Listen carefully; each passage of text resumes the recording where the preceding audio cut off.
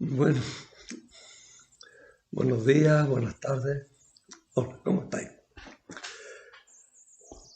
Voy a empezar esta grabación, que es la segunda vez que la hago. Eso tiene su desventaja, que es que mentalmente a veces doy por supuesto que he dicho algunas cosas que no he dicho. Pero bueno, vamos a intentar ser coherentes y ir diciendo todo lo que hay que decir. Tiene, sin embargo, una ventaja, y es que se prepara un poquito mejor pues toda la ambientación y todo puede funcionar mucho mejor. Es la segunda que hago porque ha habido un problema de sonido. Espero que con esta pues, no haya ese problema de sonido. Sin más, empiezo. Nos toca hoy hablar del capítulo 4 de los Hechos de los Apóstoles. Capítulo que trata del primer... Es que no lo encuentro, ¿verdad?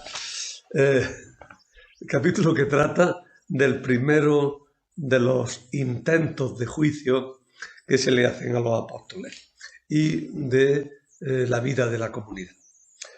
Bueno, pues con eso he dicho ya de alguna manera cómo se divide el capítulo, pero vamos a ordenar un poco la idea.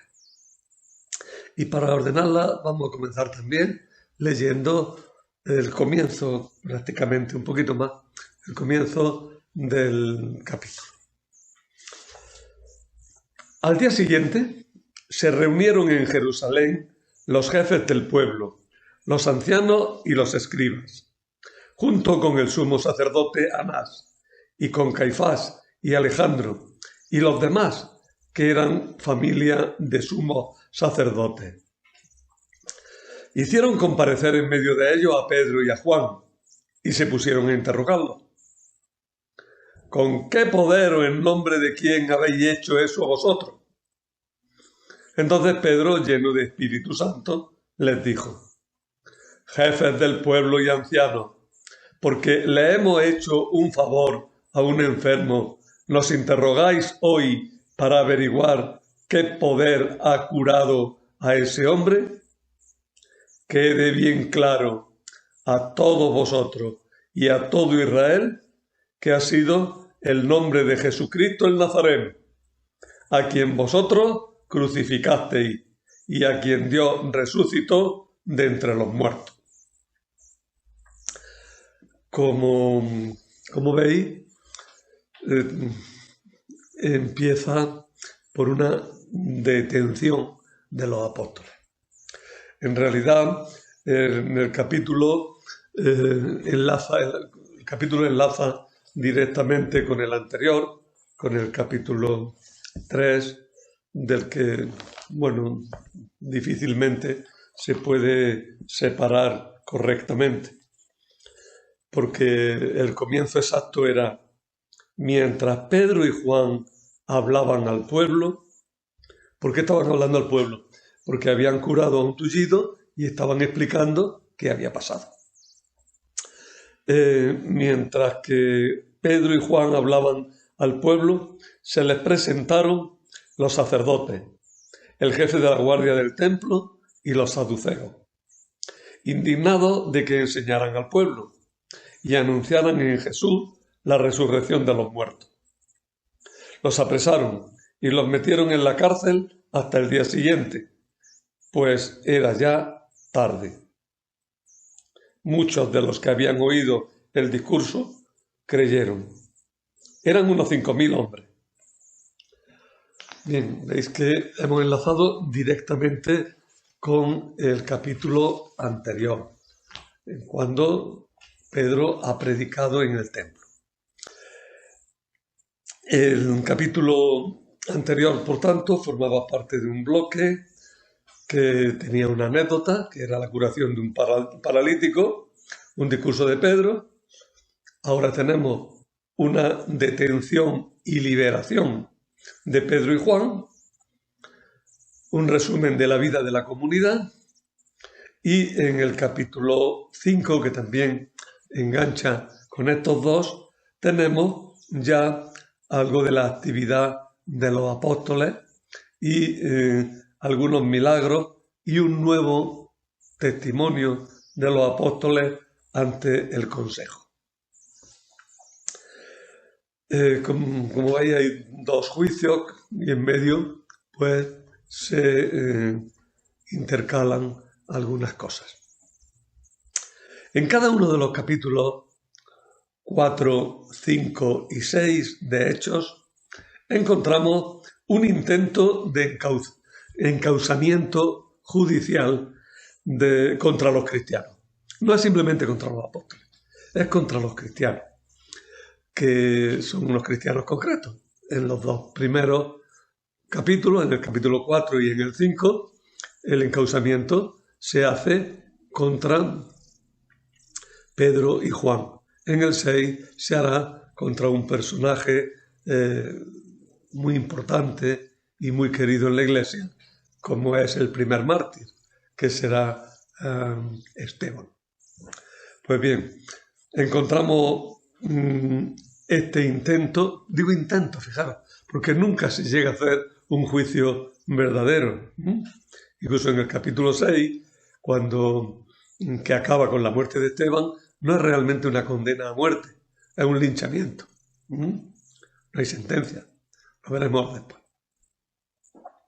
Pues por tanto nos encontramos con unos intentos de juicio. Se intenta juzgar a los apóstoles.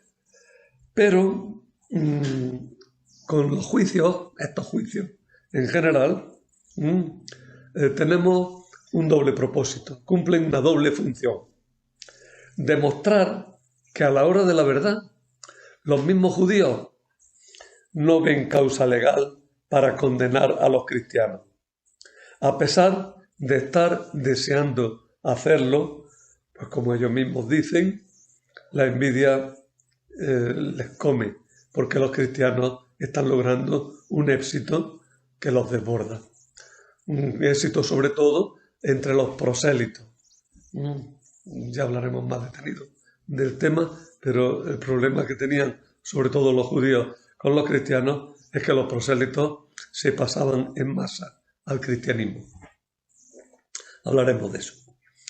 Y la segunda parte es demostrar que las disputas entre judíos y cristianos son disputas internas dentro del judaísmo, ya que el verdadero judaísmo es la doctrina cristiana. Es decir, la continuidad del pueblo de Dios, afirma los Hechos de los Apóstoles, no se da en el judaísmo, se da en el cristianismo. Podríamos decir que hasta Cristo va una unidad, todo el pueblo de Dios. Y en Cristo se produce una bifurcación.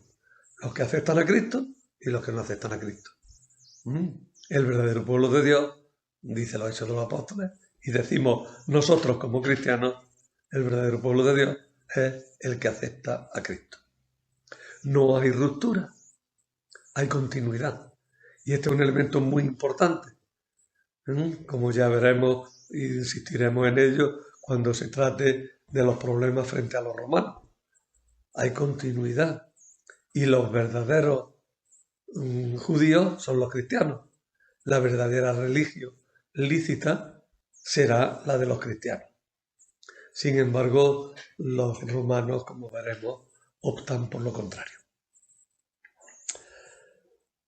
Así pues, dos propósitos. Los mismos judíos no ven causa legal para actuar contra los cristianos. Y segundo, los problemas entre judíos y cristianos son problemas domésticos, problemas internos. Y por tanto, el cristianismo tiene que ser tratado como lo era judicialmente en Roma, el judaísmo. El capítulo 4 entero nos va a hablar, como digo, de dos cosas. Ya lo he dicho al principio, pero insisto en ello. Dos cosas fundamentales. Detención y liberación de Pedro y Juan, que ha comenzado con las consecuencias del discurso de Pedro, y con la presencia de Pedro y Juan ante el consejo. Esa es la primera parte, que culmina en una oración de la comunidad.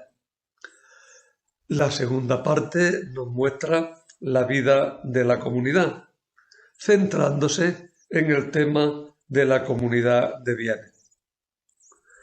Y se nos pondrán dos ejemplos, uno positivo, que está todavía en el capítulo 4 y se refiere a San Bernabé, y un ejemplo negativo, que ya está en el capítulo 5, que trata de Ananías y Safira.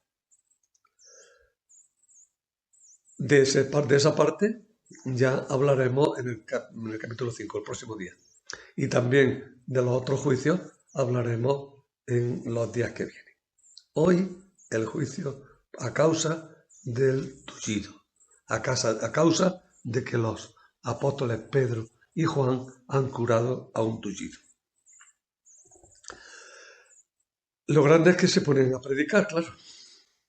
Y entonces los jefes se indignan y quieren cortar de una vez por todas con la predicación de los apóstoles. Temen por su autoridad. Por eso los apóstoles Pedro y Juan son detenidos al acabar el discurso en el templo. Dice, todavía estaba hablando, pero ya había terminado. El discurso, si lo veis en la parte anterior, en el capítulo 3, es un discurso completo. Nada más acabarlo, llegan las autoridades. La detención la llevan a cabo el oficial del templo, los sacerdotes y los saduceos. Se trata de algo público y destacado.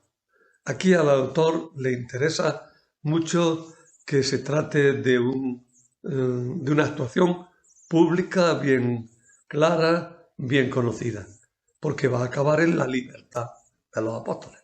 Soy un spoiler, ya he dicho cómo va a terminar el tema, pero no, es para que entendamos bien lo que se nos está narrando. Los apóstoles son detenidos públicamente por autoridades competentes.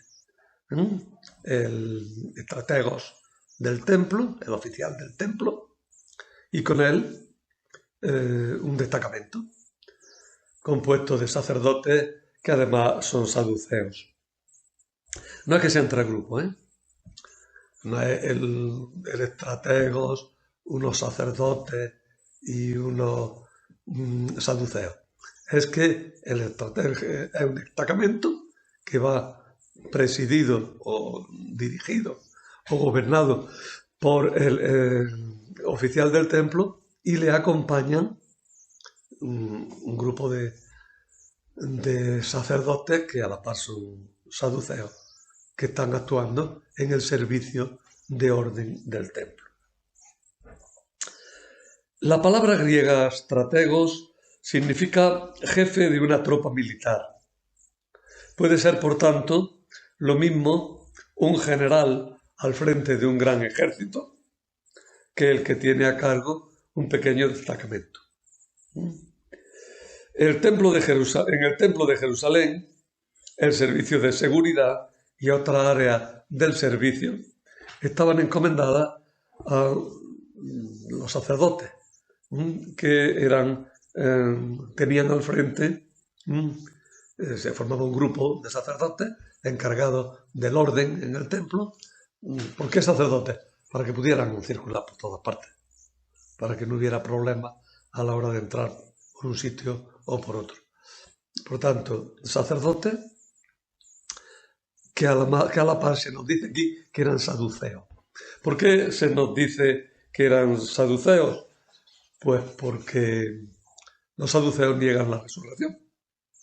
Pero acabo lo del estratego. El estratego, el jefe del destacamento, el oficial del templo, como le llame vuestra traducción. Este señor era un personaje importante, tenía a su cargo el servicio de orden en un templo complicado y tenía asiento en el Sanedrín. Formaba parte del Consejo Supremo.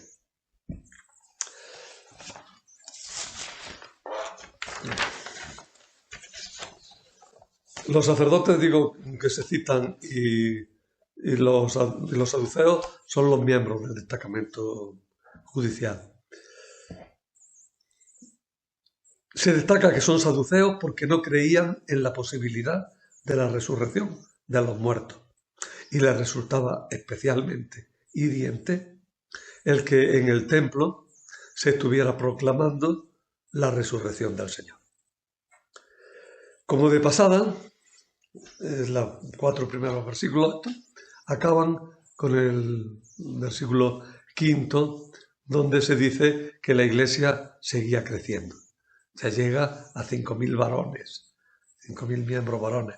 Está suponiendo que hay muchas más mujeres, por tanto, estaríamos ya en una considerable masa en una ciudad como Jerusalén. Estaríamos en más de 10.000 cristianos en una ciudad que en circunstancias normales pues tendría unas 30.000 habitantes, aunque en las épocas de peregrinación multiplicara por 10 la población residente. Pero, es decir, una considerable masa de la población se estaba haciendo cristiana y eso estaba poniendo nerviosísimo a los jefes.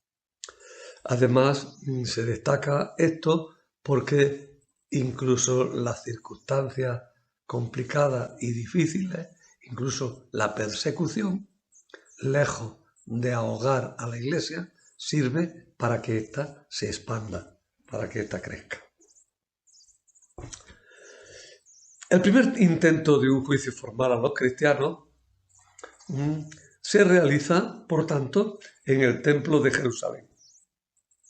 Y la causa es que enseñan al pueblo anunciando a Jesús y anunciando la resurrección de los muertos. Los jueces son las autoridades supremas de los judíos, citadas incluso por su nombre propio. Esto también tiene su importancia, que estamos hablando de una cosa que pasó, que es bien conocida, que tiene personajes bien conocidos y que además son personajes que influyen en la calidad del acontecimiento, en la calidad del juicio que se realiza. Sabéis que el Consejo Supremo de los Judíos estaba formado por 3 estamentos. Un estamento sacerdotal, un estamento laico y un estamento judicial, para decirlo de alguna manera fácil. Los sacerdotes son en general los sacerdotes que controlan el templo, las grandes familias sacerdotales. Por eso se nombran personajes de esas grandes familias. Se nombra a Anás, que no era el sumo sacerdote aquel año, en aquella época. Había sido el sumo sacerdote, pero ahora estaba en la sombra. Era un personaje que mandaba mucho, pero tenía cierta oscuridad. Tal vez no tanta como se ha dicho a veces, porque los autores ahora suelen decir que por un arreglo entre los romanos y los sacerdotes, cuando se nombró sumo sacerdote a Caifás, se concedió que Anás tuviera un puesto representativo importante y se le concedió la presidencia del Sanedrín, una presidencia de todas maneras vicaria, porque el verdadero presidente por derecho era el sumo sacerdote, Caifás. Pero de hecho, a manera de vicario o de sustituto, de vicepresidente en funciones de presidente, estaba Anás. Eso quizás explicaría también por qué San Juan nos dice que Jesús, en un primer momento, cuando fue detenido, no fue llevado ante Caifás, sino ante Anás, que hizo el primer trámite y lo remitió luego a Caifás para que le diera el sello de autenticidad a lo que se había hecho, el sello de autoridad a lo que se había hecho. Pero por tanto este Anás, este viejo sacerdote que tuvo bastantes hijos que fueron sumos sacerdotes en Jerusalén, se mantuvo de hecho en un poder más o menos en la sombra durante mucho tiempo.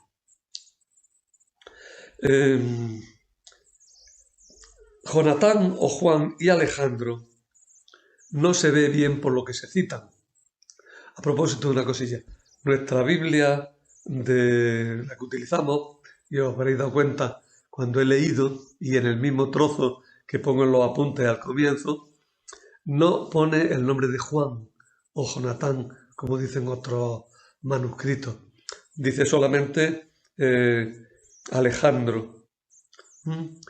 ¿Por qué no lo pone la Biblia ese nombre? Pues no lo sé. Porque he consultado las ediciones críticas del Nuevo Testamento y en ningún manuscrito de los citados, por lo menos que me haya dado cuenta, se omite este nombre de Juan o Jonatán. De hecho, todas las traducciones lo ponen.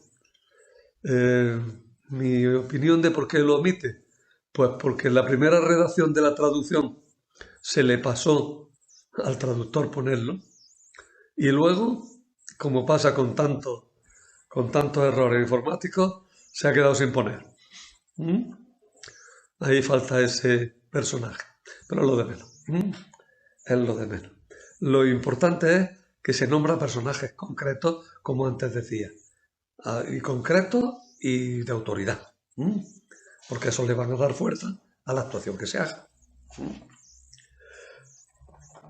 A pesar de que, como dice Manuel Iglesias, citando a Metzger, un gran crítico textual, de Alejandro y Juan solo poseemos el dato de que eran parientes de sumos sacerdotes, el códice Beza, o de, por su parte, en vez de Juan, dice Jonatán.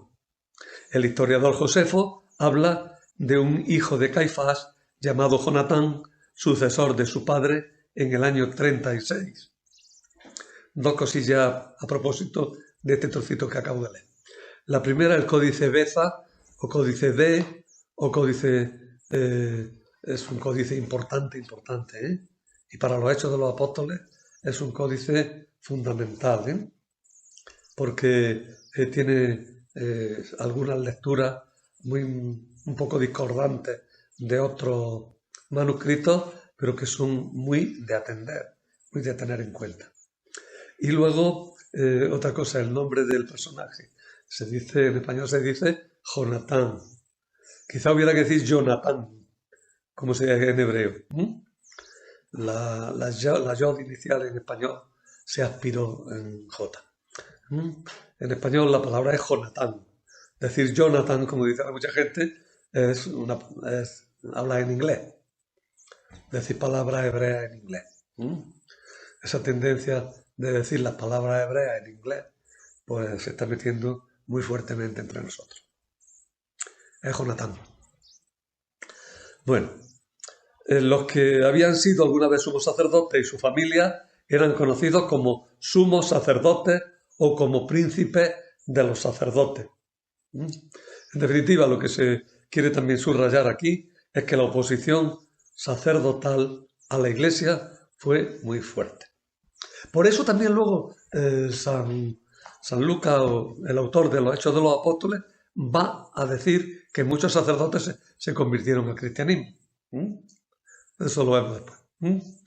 El caso es que la oposición a Cristo y al cristianismo no vino tanto de los fariseos cuanto de los saduceos. El problema de los cristianos con los fariseos es un problema más doméstico, porque los cristianos nacemos dentro de un ámbito absolutamente influenciado por los fariseos. Hay una reacción a posturas extremas de los fariseos, pero las doctrinas fundamentales son las de los fariseos. Se cree en el valor inspirado de los profetas, se le da valor a los escritos de la Biblia, y se cree en ángeles y en espíritus, cosas todas ellas que eran rechazadas por los saduceos, que se centraban en lo legal del Pentateuco sin importarles mucho lo demás. Bien. En Hechos 4, 5, 6, por tanto, leemos. Estoy ya concluyendo. Al día siguiente se reunieron en Jerusalén los jefes del pueblo, los ancianos y los escribas. Los tres estamentos. Sacerdotes, ancianos o presbíteros y escribas. Junto con el sumo sacerdote Anás y con Caifás y Alejandro. Después hay un paréntesis que falta Juan. Y los demás que eran familia de los sumos sacerdotes. Hay un detalle, y es que durante la noche no se podían celebrar juicios. Eso es una ley bien conocida. Por eso los reos quedan en prisión hasta la mañana. La sesión se tiene en horas hábiles para los juicios. Entonces Jesús, ¿por qué lo juzgaron de noche? Es un juicio irregular, nos dice el Evangelio. No es propiamente un juicio. Para darle valor a ese juicio nocturno, tienen una sesión matutina, dicen los Evangelios, en la cual prácticamente le dan valor a lo hecho en la noche. Por la noche no podían hacerse juicios, era irregular. Por tanto, como se quiere que este juicio sea solemne, público, realizado en lugar adecuado, por personajes adecuados, si quiere darle todas esas características, ese juicio no se puede hacer por la noche. Al detenerlo, hay que hacerlo ya de día, para que nadie diga que no tenía valor, que lo que se hizo no tenía valor. Sí que tenía valor, se hizo de día. Bien, los jueces preguntan a los detenidos si han actuado con un poder propio o con el de otro al realizar el milagro. Se está insinuando nada más, como de pasada, si han hecho un acto de magia. La magia era cosa rechazable para los judíos. Es que vosotros tenéis poder o sacáis el poder de algún sitio. San Pedro va a contestar por partes. En primer lugar, va a destacar que es sorprendente que los estén juzgando a Pedro y a Juan por algo que no merece juicio, todo lo contrario. Le han hecho un favor a un enfermo y no han pretendido ninguna otra cosa. ¿Por hacerle un favor a un enfermo no estáis juzgando? Es sorprendente. Ya de entrada, la detención, está diciendo Pedro, no viene a qué. Ha sido una detención arbitraria, ilegal. Nos han tenido presos esta noche sin motivo ninguno. No hemos hecho nada malo, al contrario, hemos hecho una cosa buena. Y además afirma con rotundidad que la curación se ha realizado en nombre de Jesús. No por magia, sino que Jesús, a través de ellos, ha realizado la curación. En nombre de, sencillamente, en la persona de, por medio de, el nombre se identifica con la persona y el nombre viene a significar también, de alguna manera, la persona en cuanto que tiene capacidad, en cuanto que tiene fuerza, tiene poder. Es persona realmente. Por eso de Dios se suele hablar como de el nombre, para evitar decir su nombre concreto. Y de Jesús, en los Hechos de los Apóstoles, se insiste mucho en el nombre de Jesús, en su nombre. Es una afirmación tímida todavía, pero ya bastante clara, de la divinidad de Jesús. Todavía no se dice con toda claridad. Si los apóstoles delante del Sanedrín dicen Jesús es Dios, los matan allí mismo.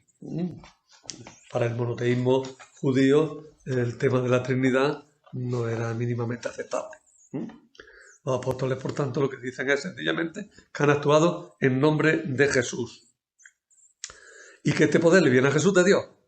Se establece como 3 pasos, ¿no? Dios, Jesús, los apóstoles. Y se insinúa, y los cristianos, con los apóstoles, todos los demás cristianos. La prueba de que Jesús tiene valor y actúa correctamente es que Dios le ha dado la razón, resucitándolo. Por tanto, aquí se expresa de nuevo el querigma. Al que vosotros matasteis, al que mataron en la cruz, Dios le ha dado la razón, resucitándolo. Y la prueba de que está vivo es que nosotros hemos podido curar a este enfermo. Nosotros actuamos en nombre de Jesús que está vivo, porque Dios lo ha resucitado. Entonces, ¿no tienen clara la Trinidad? Pues yo creo que si a San Pedro o a San Juan les pregunta por el misterio de la Trinidad, te dicen que de qué estás hablando, porque la expresión del misterio de la Trinidad no es que se la invente la Iglesia, sino que es la concreción en fórmulas inteligibles, hasta cierto punto, claro, del misterio profundo de Dios que se ha manifestado en Cristo. Pero para llegar a esta formulación de la Trinidad hicieron falta más de 3 siglos. O sea que no le pidamos a los apóstoles que tengan una formulación de la Trinidad como la tenemos nosotros. En ese sentido, la reflexión de la Iglesia, asistida por el Espíritu, sobre lo que nos han dicho los apóstoles de Jesús, pues esa reflexión es la que nos hace conocer con más profundidad el dogma cristiano, la enseñanza cristiana. El tribunal, por tanto, se enfrenta a una afirmación de Pedro que le está echando en cara que han matado a Jesús y que, sin embargo, Dios le ha dado la razón a Jesús resucitándolo. Y que la prueba está en la curación del paralítico. Además, la resurrección implica una llamada a la conversión. Bueno, ya lo habéis hecho mal. Convertiros, reconoced vuestro error. No lo estropeéis, no lo recarguéis persiguiéndonos a nosotros. Porque si Dios le dio la razón a Jesús, también nos la va a dar a nosotros, de una manera o de otra. Por tanto, el tribunal está desautorizado por Dios, ya que son los mismos que condenaron a Jesús, a quien Dios ha resucitado, y siguen cerrados a reconocer la evidencia de la salvación que se ha producido por la actuación de Jesús y por su resurrección. De todo lo cual, precisamente es señal la curación del tullido que los apóstoles acaban de realizar. Y el punto final, me sonrío un poco porque llama un poco la atención también. El punto final lo pone Pedro citando nada menos que a Sócrates, citando a Platón, aunque también muy lateralmente. Dice, ¿es justo ante Dios que os obedezcamos a vosotros más que a Él? Juzgadlo vosotros. Mirad lo que dice Sócrates según Platón cuando lo juzgaron. Está en la Apología de Sócrates. Dice Sócrates ante el tribunal, allí están juzgándolo, al final lo condenaron a Sócrates. Lo condenaron a muerte, como bien sabéis, y está poniendo en crítica pues, toda la actuación contra él, ¿no? Y en un momento determinado dice: agradezco vuestro interés y os aprecio, atenienses, pero prefiero obedecer antes al Dios que a vosotros. Y mientras tenga aliento y la fuerza no me fallen, tened presente que no dejaré de inquietaros con mi interrogatorio. y de discutir sobre todo lo que me interese, con cualquiera que me encuentre, a la usanza que ya os tengo acostumbrado. Prefiero obedecer antes al Dios que a vosotros. Dice al Dios. ¿A qué Dios se refiere? Al Dios que actúa en su conciencia. Sócrates politeísta, pero es un politeísmo en el que la divinidad única, profunda, se manifiesta en los dioses concretos que adoran los paganos, ¿no? Pero bien, no vamos a entrar ahora en todo ese asunto. Cuando dice al Dios, está hablando a la divinidad, de una forma un tanto vaga, porque esa divinidad actúa en su conciencia, actúa en su interior.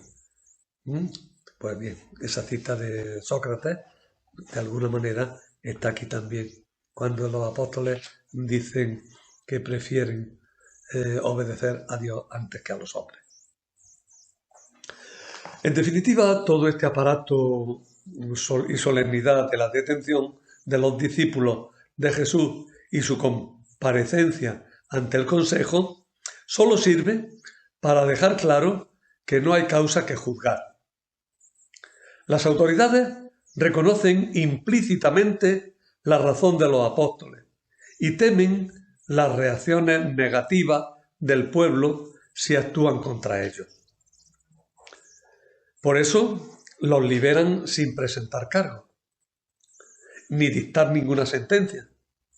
Pero para mantener el orden público que ellos creían amenazado, les mandan sin argumento ni razón alguna que no continúen predicando el nombre de Jesús. Bien, el primer juicio, por tanto, acaba siendo un juicio no realizado. No hay causa. Y lo reconoce nada menos que el Sanedrín con toda su solemnidad. No hay causa. No tienen por qué juzgar a los cristianos. Mirad, en toda esta exposición, creo que lo dije ya, en toda esta exposición que hago de los Hechos de los Apóstoles, bueno, voy a intentar ir viendo muchísimas cosas, pero voy a mantener una línea de fondo que me parece importante, y es que uno de los propósitos de los Hechos de los Apóstoles es mostrar que todo tipo de autoridades han reconocido que no hay causa para perseguir a los cristianos. Y aquí, en el primer juicio, en la primera ocasión que hay, se dice, no hay causa para juzgarlos. Los ponen en libertad. Luego les mandan sin razón ninguna y los apóstoles les dicen, decid lo que queráis que vamos a seguir haciendo lo que tenemos que hacer. No hay causa para juzgar. Eso que quede claro. Bien, y ahora ya entramos en la segunda parte. Bueno, antes de entrar en la segunda parte, hay como un colofón de esta primera, y es el encuentro de los apóstoles con la comunidad y la oración que ésta hace. Los apóstoles están respaldados por el resto de los cristianos. Al ser liberados Pedro y Juan, vuelven a reunirse con los demás hermanos. En medio de la persecución, ya anunciada en su momento por el Señor, y prevista además en los salmos, como ahora vamos a ver en la oración de la Iglesia, los apóstoles han experimentado la protección divina y piden libertad de espíritu para continuar el anuncio de la salvación y para poder seguir haciendo signos que avalen esa predicación. Los signos en aquel momento se entendían como milagros, sobre todo. Nosotros quizás tengamos que entenderlo de otras muchas maneras, pero la Iglesia tiene que hacer siempre signos claros de que Dios está actuando por medio de su actuación. Es notable que en la oración que se hace, el Espíritu Santo aparece varias veces. Es breve la oración, son apenas 8 versículos, pero en esos 8 versículos, por lo menos 3 o 4 veces, es mencionado el Espíritu Santo. Se dice que es el que da la unidad a la Iglesia, el que predijo en los Salmos lo que sucede, el que se vuelve a manifestar como en Pentecostés, dando fuerza y libertad para exponer esa palabra salvadora. Leed la oración, es que se me va haciendo tarde.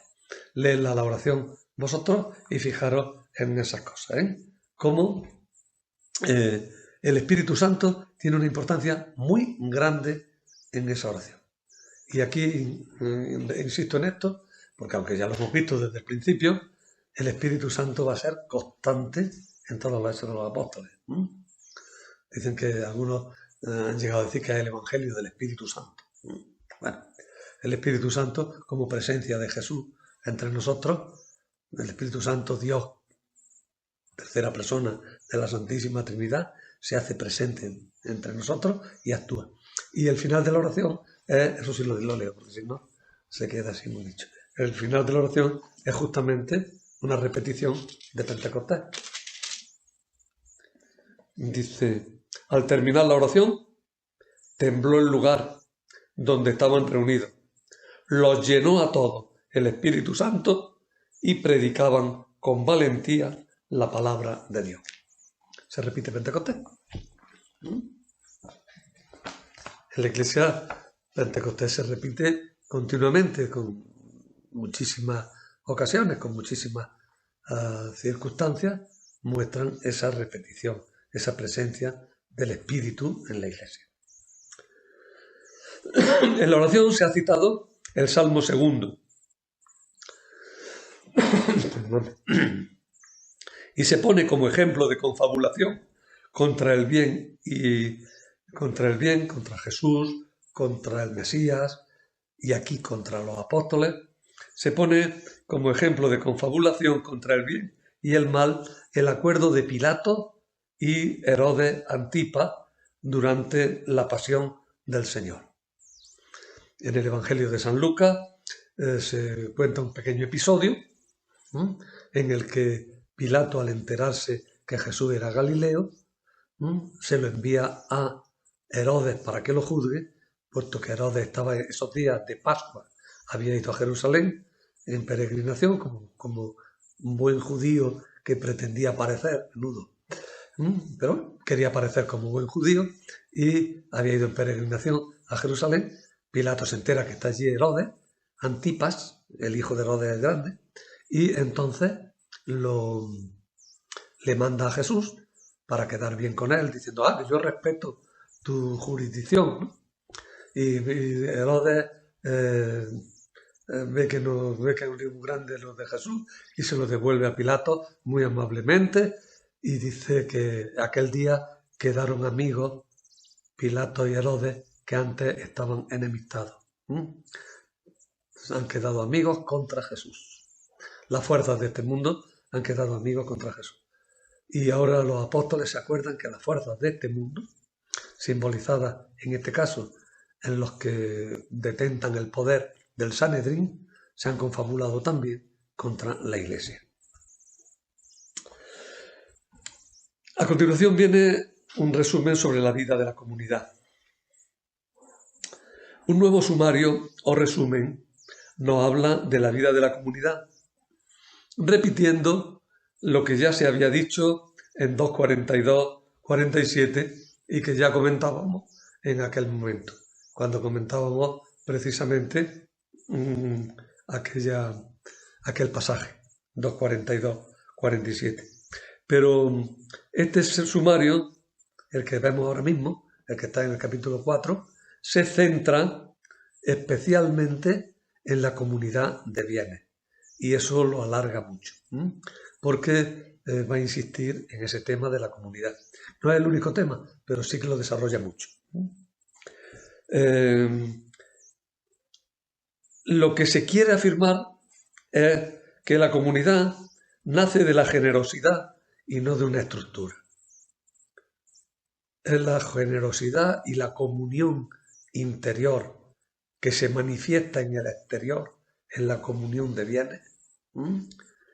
Esa es lo que le da fuerza y lo que le da vida a la Iglesia. Para nosotros, lo que constituye de verdad la Iglesia no es estar apuntado a una cofradía, sino lo que no, ni siquiera el estar apuntado en el libro de bautismo.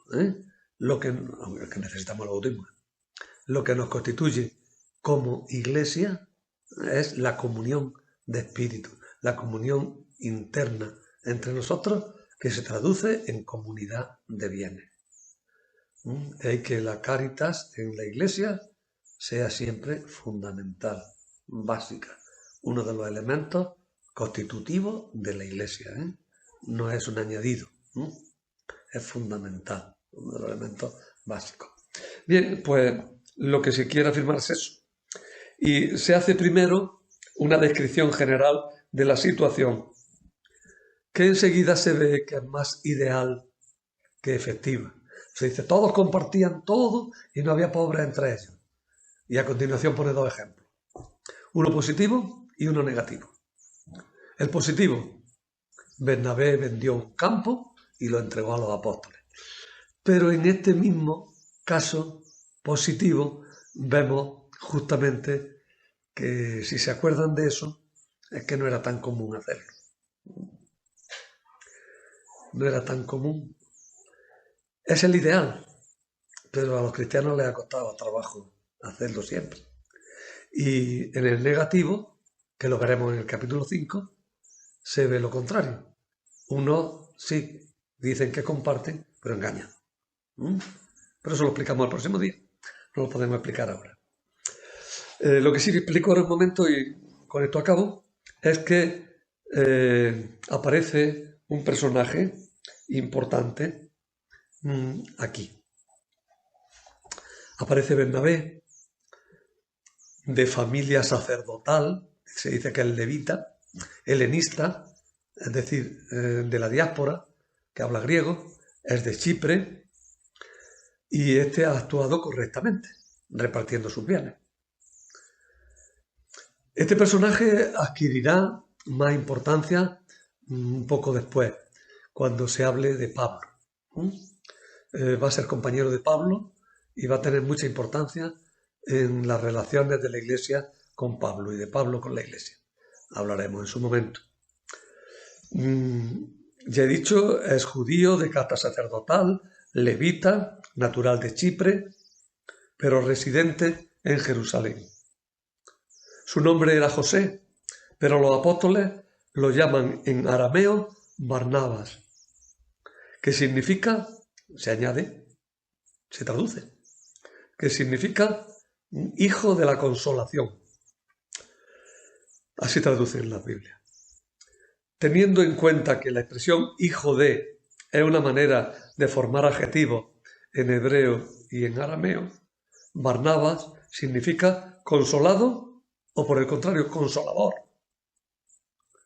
Sería un hombre que ha consolado a los demás y que él mismo ha recibido consolación de Dios. Pero algunos autores dicen, no, significa más bien animoso. Otros todavía más, generoso. Y este significado generoso vendría muy bien con el relato. Le pusieron generoso y repartió sus bienes. ¿Veis? Encajaría esa traducción de generoso. Luego hay otros que lo llaman, que dicen que no, que es hijo de la profecía, porque en la va suena a profeta, hijo de profeta, sería por tanto profetizado o profetizador, predicador o anunciado. Bueno, un poco todas estas cosas lo es Bernabé. Bernabé es un hombre que tiene el consuelo de la fe, un hombre que predica, un hombre que es generoso y animoso. Por tanto, todas estas traducciones de alguna forma le vienen bien a Bernabé. Un incidente que ocurrió en Listra nos lleva a conocer su aspecto físico, ya que los habitantes del lugar creyeron que se trataba del dios Zeus. Y se creyeron que se trataba del dios Zeus porque iba con Pablo y junto a Pablo debía tener un aspecto venerable, quizás barbado, era más bien callado, daba un aspecto de respetabilidad a lo que se estaba anunciando, de ser quizá corpulento, mientras que Pablo era más bien débil, nerviosillo, hablador. Dicen, Pablo es Hermes, el mensajero de los dioses, y Bernabé es Zeus. Dioses han venido a visitarnos. Bueno, estoy adelantando muchos capítulos, ya hablaremos de ello. No pertenecía al grupo de los 12, no se le llama nunca apóstol, nada más que una vez. En los Hechos de los Apóstoles. No se le llama nunca en los Hechos de los Apóstoles. Pero la Iglesia sí lo llamó. En la vez que se le nombra apóstol, se dice los apóstoles refiriéndose a Pablo y a Bernabé. Y la palabra apóstol ahí tiene un sentido muy genérico, cosa que en los Hechos de los Apóstoles no pasa nada más que ahí. Quizá porque el autor del libro ha respetado la fuente que le llegó. Y con cierta reticencia, pero mantiene los apóstoles. Además debía de ser un modo de hablar común en la Iglesia, para referirse a los predicadores del Evangelio por el mundo. Fue un ejemplo de generosidad en la comunidad de Jerusalén, donde entregó como donativo el precio del campo que había vendido. El ejemplo negativo, lo vemos el próximo día, es el de Ananías y Safira, que intentaron retener algún dinero y engañar a la Iglesia de Dios. Entonces ya el próximo día lo vemos. Tarea para el próximo día, pues el capítulo 5. Traerlo bien leído. Trata el tema de la comunidad de bienes, acaba con otro juicio, que también es importante, y desarrolla la temática de estos capítulos 3, 4 y 5. Te quiero recordar también, esto sería un anuncio de último momento, bueno, un anuncio no es porque no es una cosa comercial, es una cosa sencillamente de una cosa que estoy haciendo. Te recuerdo que en la revista Antioquía, le llamo revista porque es un nombre muy gordo, en el boletín Antioquía, que publico un poco como Juan Palomo, yo me lo hizo, yo me lo como, aunque bueno, tengo que reconocer que hay 4 o 5 personas que me ayudan con artículos constantes y muy bien hechos siempre. Están ahí Manuel Contreras, está ahí Melitón Bruque, está ahí también Dandy, está también... A ese se los cojo, pero luego me dice que está de acuerdo con que se lo haya publicado. Monseñor Fernando Chica, es decir, algunas veces también me envía algunas poesías de mucha calidad José García, y bueno, como veis hay muchos colaboradores y ojalá tuviera más, ojalá tuviera más porque merece la pena que ese boletín sea un instrumento de comunicación entre todos nosotros. Por supuesto que es gratuito y lo podéis pedir los que queráis.